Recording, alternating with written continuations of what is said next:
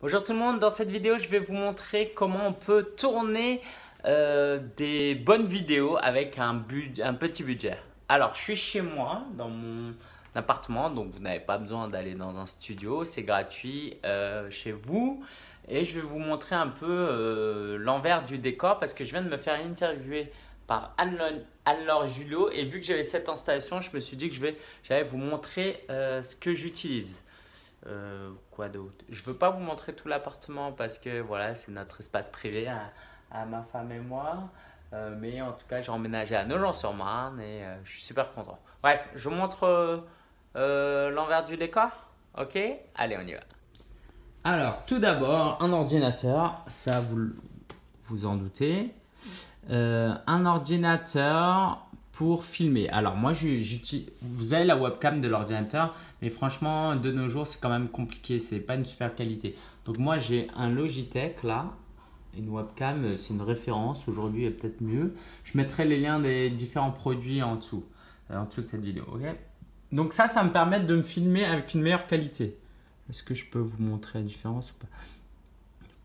Voilà. Donc là, par exemple, j'ai une meilleure qualité que tout à l'heure. Je ne sais pas si vous pouvez le voir, mais vous le verrez surtout à la luminosité. Ok, donc ça, c'est la caméra ici. Et là, je vais passer à la caméra de la webcam. Donc là, je répète, là, c'est la caméra de la webcam externe que je branche en USB. Ok, vous voyez, c'est plutôt lumineux. Et maintenant, on va passer à la webcam intégrée qui se trouve là. Alors, vous voyez, là, c'est tout jaune. On voit quand même une différence, n'est-ce pas? Donc, webcam. Pas obligatoire, mais bon, c'est quand même mieux. Après, le micro, pour avoir un bon son, j'utilise le Shure SM58 avec quand même un gros adaptateur. Il sert à quoi cet adaptateur? Il sert à pouvoir brancher le câble en USB. Parce que sinon, c'est ce qu'on appelle un port XLR. C'est ce qu'on utilise professionnellement quoi, dans les tables de mixage. Donc ça fait quand même environ 150 €. Donc c'est pas offert, mais bon, ça reste acceptable. Quoi d'autre? Une bonne lumière. Alors là, j'ai pas de spot pour le moment. Je l'ai jeté, je crois, le mien, parce qu'il marchait plus. Donc une lumière, parce que si je suis là et que j'ai pas cette lumière, alors on va pas faire le test, mais quoi, je vais faire je vais essayer de faire de l'ombre. En gros, on voit bien que ce côté-là est plus sombre. Quoi, ce côté-là, ça devient compliqué là avec la caméra et tout. Ce côté-là est plus sombre parce que ce côté-là est plus éclairé parce que j'ai la lumière du soleil. Donc, absolument utiliser le soleil quand vous êtes chez vous. Il n'y a pas d'autre solution, d'accord? À moins d'avoir un studio professionnel. Et ce côté-là, parce que c'est un peu plus sombre, j'ai mis cette lampe. Mais ce n'est pas une lampe faite pour. Mais bon, utilisez ce que vous avez. Donc, quand je fais la vidéo, bah, c'est un peu moins joli parce que là, c'est un peu plus sombre. Mais bon, on n'est pas non plus dans un studio professionnel.